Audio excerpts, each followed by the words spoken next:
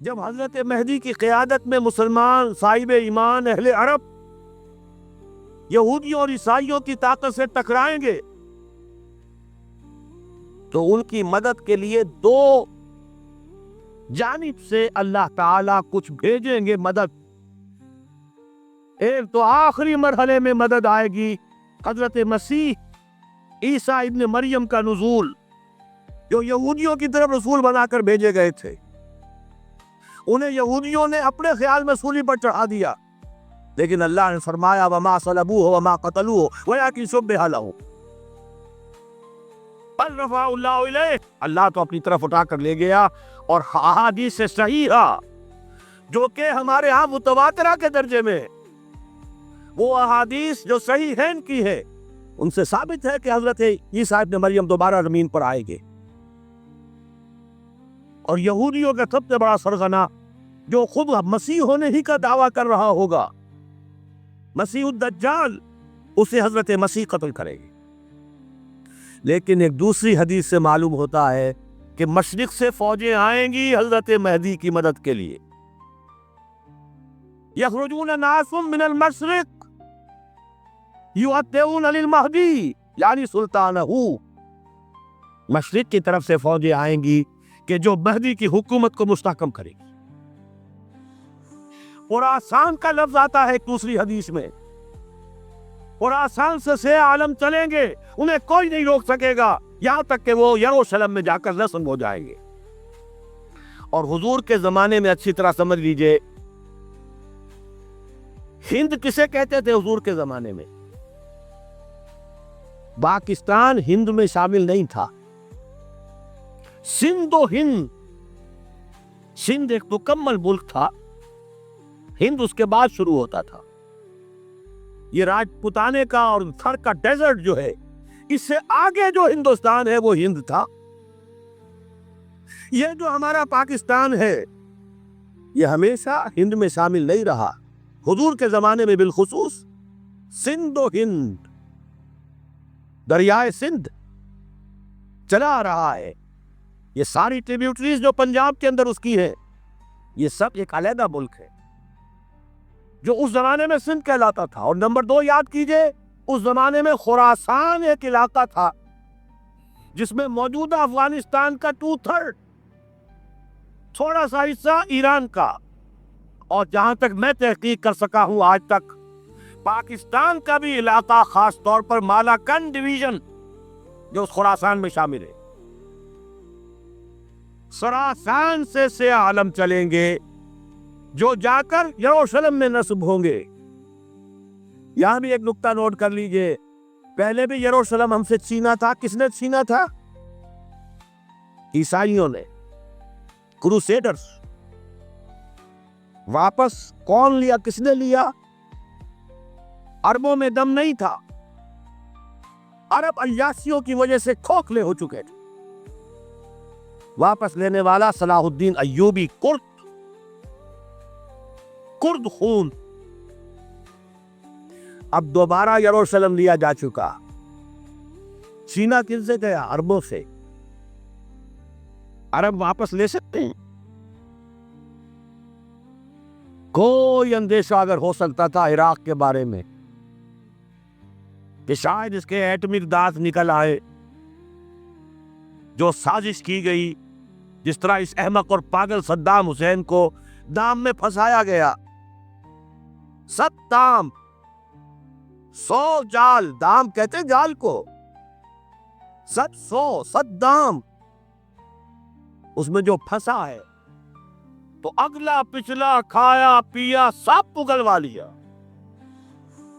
اور ہے ہی کون؟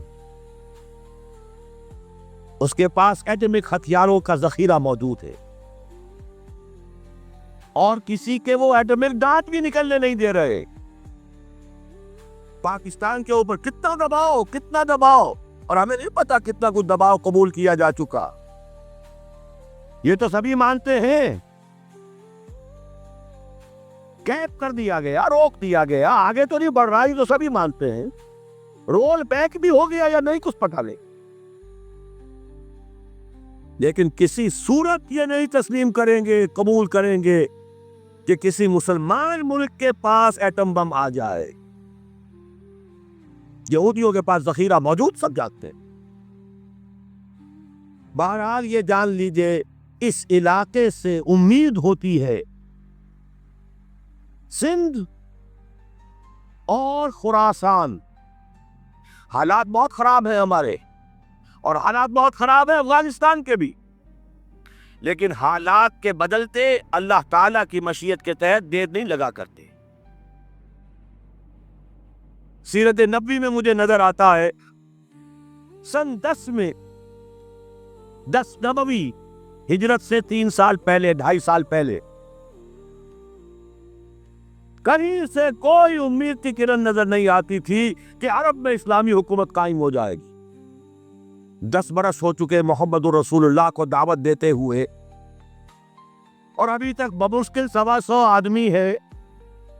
اپنے بل پر، اپنے طاقت پر مکے میں رہ بھی نہیں سکتے. کیسے ہو جائے گا؟ کہاں سے ہو جائے گا؟ میں آج پوچھتا ہوں، کوئی سر بتائے. کہیں سے کوئی امید کی کرن اس وقت نظر آتی ہے؟ اس ماحول میں لے جائیے. اگلے 3 سال میں کیا ہو گیا؟ پہلے سال 6، اگلے سال 12، اس سے اگلے سال 72، اور بیعت عقبہ ثانیہ ہجرت، اور وہاں سے اب حضور کی طرف سے انیشیٹ شروع ہو گیا، انیشیٹو. تو ہم نہیں کہہ سکتے اللہ تعالیٰ کی قدرت، اللہ کی مشیت. یہ یقین ہے کہ دنیا کے خاتمے سے پہلے نظام خلافت قائم ہوگا، اور تمام دنیا میں ہوگا. ظاہر ہے کہیں پہلے کسی ایک جگہ سے ہوگا، جیسے حضور کے زمانے میں ہوا. اگر بیک وقت پوری دنیا میں ہو سکتا تو حضور کے دست مبارک سے ہوتا. اگر حضور کے دست مبارک سے بھی ایک ملک میں ہوا، جزیرہ نما عرب میں ہوا، پھر حضور کے امتی ہیں نا. ابو بکر ہے، عمر ہے، عثمان ہے، صحابہ کرام کی فوجیں نکلی ہیں، امتی ہیں. امتیوں کے ہاتھوں اس کی توسیع ہوئی. اب بھی یہی ہوگا، کسی ایک علاقے میں ہوگا. میرا گمان ہے، میں یہ اس یقین سے نہیں کہہ سکتا. گمان بھی میرا ان احادیث کی روشنی میں ہے جو میں نے آپ کو بتا دی اور موجود ہے اس کتاب کے اندر. علامہ اقبال نے بھی انہی کے حوالے سے کہیں کہا ہے، میرے عرب کو آئی ٹھنڈی ہوا جہاں سے، میرا وطن وہی ہے، میرا وطن وہی ہے. اس علاقے سے کچھ ہونے والا ہے اور ہوگا انشاءاللہ. میری زندگی میں نہ ہو، آپ کی زندگی میں نہ ہو، کوئی پرواہ نہیں. حضرت حمزہ تو شہید ہو گئے غزوہ احد میں. 5 سال کے بعد حضور مکے میں داخل ہوئے ہیں فاتح کی حیثیت سے. حضرت حمزہ کی نگاہوں نے، ان آنکھوں نے تو نہیں دیکھا، عالم ارواح میں اللہ نے کیا مشاہدہ کرایا ہوگا انہیں، وہ تو ہمیں معلوم نہیں. 5 صحابہ شہید کر دیے گئے مکے ہی میں. بہت بڑی کامیابی. اپنی جان لگا دیں، اپنے آپ کو کھپا دیں، اپنے آپ کو مٹا دیں. جس طرح روڑی کوٹ کر بنیادوں میں بھر دی جاتی ہے، ہماری ہڈیوں کا چورا بنا کر اور ہمارے خون کے اندر اسے بھون کر اگر وہاں ڈال دیا جائے، اس سے بڑی سعادت کوئی نہیں. اس پر تعمیر ہو خلافت علی منہاج النبوہ کی، ہم اس کی بنیاد کے اندر دفن ہو جائیں، یہی بہت بڑی سعادت ہے. لیکن یہ ہوگا. میں نے عرض کیا تھا کہ یقین ہے مجھے کہ ہوگا، اور ہر صاحب ایمان کو یقین ہونا چاہیے کہ ہوگا. باقی یہ کہ یہ آثار ہیں اور احادیث بھی ہیں، اور 400 برس کی تاریخ بھی بتاتی ہے کہ یہیں سے ہوگا. 1000 برس تک سارے مجددین امت عالم عرب میں پیدا ہوئے. 4ویں صدی کا مجدد اعظم شیخ احمد سرہندی کہاں دفن ہے؟ سرہند میں، ہندوستان میں. 12ویں صدی کا مجدد اعظم شاہ ولی اللہ دہلوی کہاں دفن ہے؟ دہلی میں.